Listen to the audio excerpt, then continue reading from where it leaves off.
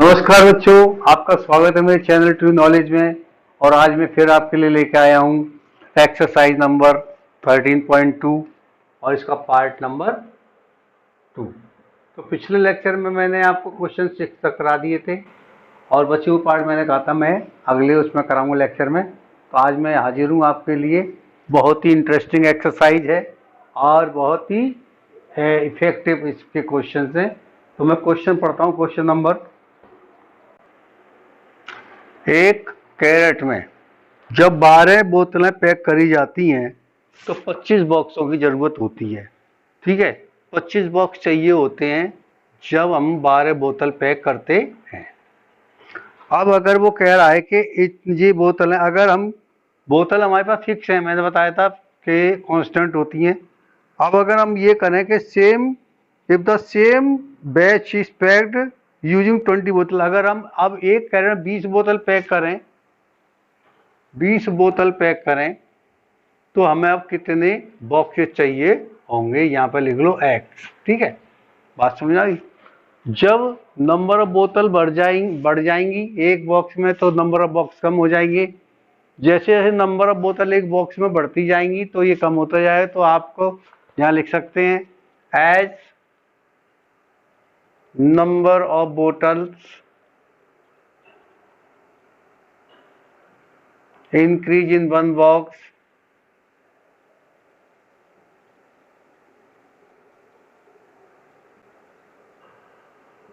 number of boxes will be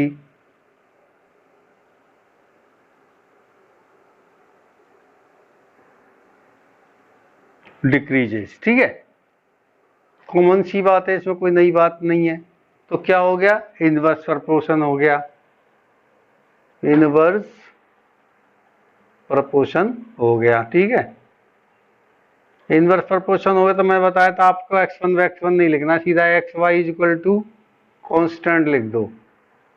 ठीक है, यहाँ से तुमको समझ में ये आ जाना चाहिए कि 25 को 12 से मल्टीप्लाइड कर दो, इतनी बोतल होंगी।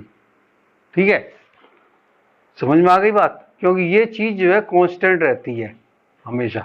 ठीक, तो इसका मतलब क्या हो जाए, यहाँ पे लिखो x1 y1 is equal to x2 y2। ये मालूम है x है और ये y है। ठीक है, तो ये x1 y1 x2 y2। यहाँ लिखो 25 multiplied by 12 is equal to x2। ठीक है, मल्टीप्लाइड बाई 20। इसको आगे सॉल्व करेंगे तो x2 जो आ जाएगा आपका 25 मल्टीप्लाइड बाई 12 अपॉन 20। 5 से काट दो 5 टाइम्स, 5 से काट दो 4 टाइम्स, 4 से 3 टाइम्स। तो अब आपको जो बॉक्सेस चाहिए वो 5 multiplied by 3 is equal to 15 boxes चाहिए। ठीक है, प्लीज नोट करिए।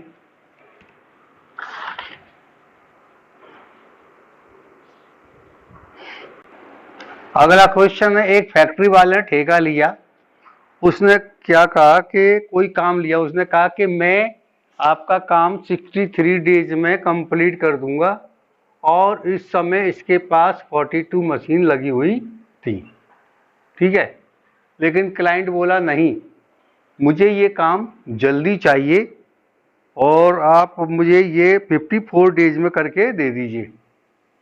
तो अब उसको जब ये काम कम दिन में करना है, 54 डेज में करना है, तो कितनी मशीन होनी चाहिए। यहाँ पे लिख लो x2। ये x हो गया, ये y हो गया। As the number of days decreases, ठीक है, number of machine will be increase. Machine और ज्यादा लगाएगा, जब भी प्रोडक्शन ज्यादा हो तो नंबर ऑफ डेज कम लगाएंगे। तो as the number of machine will be increases, number of days will be decreases. Number of machine will be decreases, number of days will be increases. तो सिंपल सी बात है ना। जैसे एक काम को, ठीक है, 12 लोग 5 दिन में करते हैं। अब आपको एक दिन में करवाना तो कितने लोग लगाने पड़ेंगे, 12 पंजे 60, 60 लोग लगा तो एक दिन में काम हो जाएगा। वही चक्कर यहाँ पर है। तो इनवर्स प्रपोर्शन हो गया, तो ये x y equal to constant हो गया, x1 y1 equal to x2 y2 हो गया। अब यहाँ रख दीजिए वैल्यू इसकी। It employs that x1 y1 equal to this, तो ये हो जाएगा 42 multiplied by 63 is equal to x2 multiplied by 54। तो x2 will be comes to you 42 multiplied by 63 upon 54। अब सब लोग जानते हैं 9 7 जा 9 6 जा और 6 7 जा, तो ये आ जाएगा 7 multiplied by 7 equal to 49 machine. Total 49 machine होनी चाहिए। इसका मतलब क्या है कि उसने 7 मशीन और बढ़ा दी, तब ये काम इतने दिन में कंप्लीट होगा। तो ये आपका सॉल्यूशन होगा, प्लीज नोट करिए।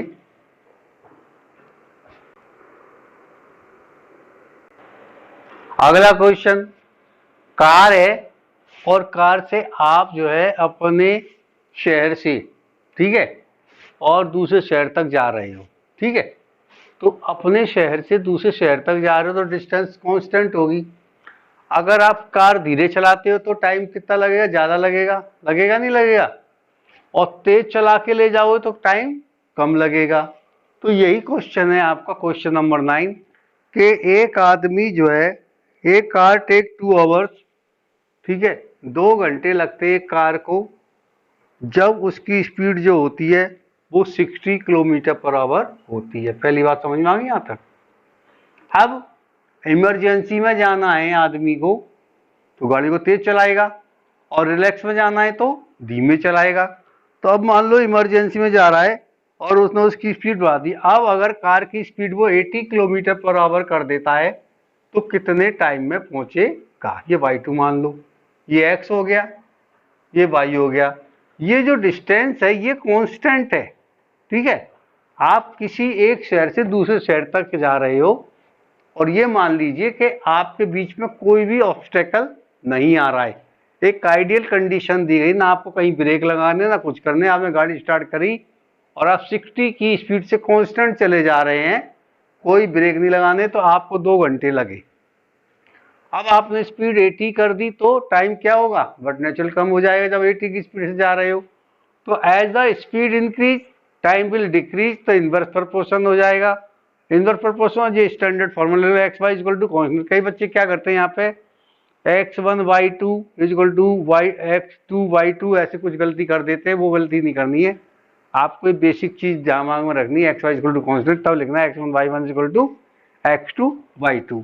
तो ये आपका देखिए हो जाए temperature 60 multiplied by 2 is equal to 80 multiplied by y2 and y2 will be comes to you 60 multiplied by 2 upon 80। सबसे पहले 0 से 0 काट दो, काट दिया, इससे इसको काट दो 4 टाइम्स, और 6 अपॉन 4 तो क्या आ गया 3 अपॉन 2, और कितना है 1.5 आवर, 1.5 घंटा लगेगा इनको जाने। तो जब बच्चों जब भी आंसर लिखो तो यूनिट लिखना ना भूलें। तो ये समझ में आ गया, बहुत सिंपल क्वेश्चन है। क्वेश्चन को पढ़िए, अच्छी तरीके टेबल बनाइए, फिर ये लिखिए, लॉजिक लिखिए, और लॉजिक लिखने के बाद बताइए इनवर्स प्रोपोर्शन है उसका फॉर्मूला, इन सब चीज़ों के इसको कहते हैं स्टेप, प्रॉपर स्टेपिंग, और इन सब चीज़ों के नंबर होते हैं, तब आपके नंबर बढ़िया आते हैं। डायरेक्ट ऐसे लिख के करने में आपको नंबर पूरे नहीं मिलते, प्लीज नोट करिए।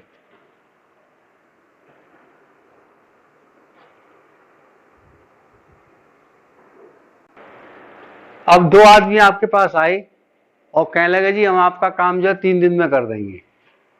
आपने कहा डन, ठीक है, आपने कहा डन। अब क्या हुआ, काम शुरू करने पहले एक आदमी बीमार पड़ गया, तो कितना आदमी रह गया, एक आदमी रह गया। 2 आदमी आए थे, उन्होंने काम 3 दिन में काम कर देंगे, एक आदमी बीमार हो गया काम शुरू होने पहले। अब ये एक आदमी काम कर तो कितने दिन में खत्म करेगा, तो यहाँ y2 लिख लो, ठीक है।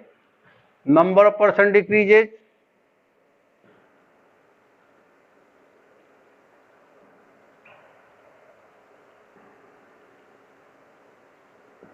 नंबर ऑफ डेज इंक्रीजेज, ठीक है। तो क्या हो गया, इनवर्स प्रोपोर्शन हो गया। इनवर्स प्रोपोर्शन हो गया तो अब आप क्या लिखेंगे यहाँ पे, x1 y1 is equal to x2 y2, वही सेम चीज चल रही है सब में। तो यहाँ लिखे 2 multiplied by 3 is equal to 1 multiplied by y2 and y2 will be equal to 2 multiplied by 3 upon 1 is equal to 6 days. 6 दिन में काम कंप्लीट करेगा। ठीक है, इसी का पार्ट दूसरा पूछा है। ठीक है, अभी इसको नोट करिए पहले। बी पार्ट में अब सेम केस हुआ कि दो आदमी आए भाई कि हम ये काम 3 दिन में कर देंगे, मेरे पास टाइम नहीं है। मैंने कहा जी 1 दिन में काम कंप्लीट करवाना है मुझको और आदमी ढूंढ के लाओ। तो वो कितने टोटल आदमी होने चाहिए कि वो 1 दिन में काम कंप्लीट करके भाग जाएं। ठीक है, तो क्या होगा जब नंबर ऑफ पर्सन कितने होने चाहिए, नंबर ऑफ पर्सन बढ़ेंगे तो 1 दिन यानी नंबर ऑफ डेज घट रहे हैं तो क्या होगा, number of person will be increases. Number of person is increasing, increases, then the number of days will be decreases। वही सेम चीज है। इसका मतलब क्या हुआ, जब ज्यादा लोग लगाते हैं, अभी हमने एग्जाम्पल दिया था, तो इनवर्स प्रोपोर्शन हो जाएगा। इसमें 2 multiplied by 3 is equal to x2 multiplied by 1, x2 बराबर 2 मल्टीप्लाइड बाई 3 अपॉन 1, x2 बराबर 6%। अगर 6 आदमी मिलके काम करें तो ये काम 1 दिन में कंप्लीट हो जाएगा। और इसका सबसे बड़ा सबूत क्या है, 3 2 जा 6, ये कांस्टेंट होता है, ध्यान रखना। ये लूप पोल बता रहा हूं मैं आपको कि पहली टेबल में ये प्रोडक्ट करना, ये हमेशा कांस्टेंट होता है, ये उतना ही रहेगा। और इनमें से किसी एक नंबर से डिवाइड कर, या तो ये दिया होगा, ये पूछा होगा, और ये पूछा होगा तो ये दिया होगा। ठीक है, नोट करिए प्लीज।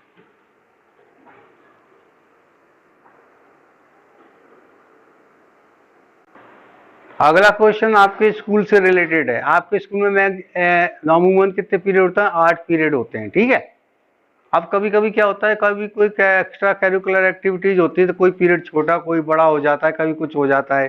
ठीक है, या कभी 0 पीरियड लगा दिया आपका तो कितने पीरियड, 9 पीरियड हो गए। तो लेकिन टाइम कांस्टेंट रहेगा 6 घंटे का, 6 घंटे 10 मिनट का। तो वो कहता है कि जब 45 मिनट का एक पीरियड होता है तो 8 पीरियड लगते हैं। ठीक है, अब वो कह रहा है कि 9 पीरियड लगाने उसी टाइम में, 9 पीरियड, तो इसका ड्यूरेशन कितना होगा।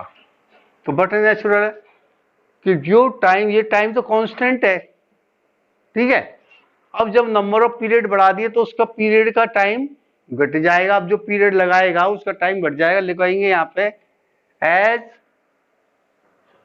the number of periods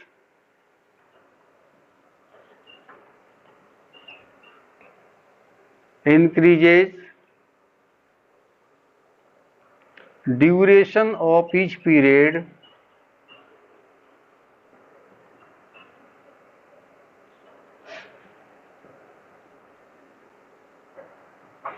decreases। ठीक है, नंबर ऑफ पीरियड कम कर देता तो ड्यूरेशन बढ़ जाता। ठीक है, तो क्या होगा, इनवर्स प्रोपोर्शन होगा, x y equal to constant x1 y1 equal to x2 y2 हो जाएगा। और आप यहाँ लिखेंगे x1 y1 is equal to x2 y2, y2 will be equal to 8 multiplied by 45 upon 9, 9 5 जा 45, 8 multiplied by 5, y is equal to y2 is equal to 40 minute का एक period होएगा। ठीक है, तो प्यारे बच्चों, I have try my best to solve all the questions with the logical thinking, realistic approach and in the simple language. I hope you have enjoyed this lecture too much. If you like our video, then please subscribe our channel to get the more videos related to your courses from class 4th to 8th, and you will be benefited. And share, subscribe our channel, and I am very confident that lot of the students are joining our group, our channel and subscribing, and they are definitely getting the knowledge from our channel. I have observed that day by day the students are subscribing, So please spread this mission of education in the India, in each part, in your school, in your colleagues, in your relatives, so that each and every needy student get the advantage of this channel. These videos are free of cost. We are trying our best to get you the best knowledge, and every moment we are improving our quality too. You can see our old videos and the new videos. You will find a too much distance, too much difference in the videos. This time we have improved the quality and quantity. So you please subscribe our channel, stay with us. I just finished this lecture till now. Okay, Jai Hind, Jai Bharat.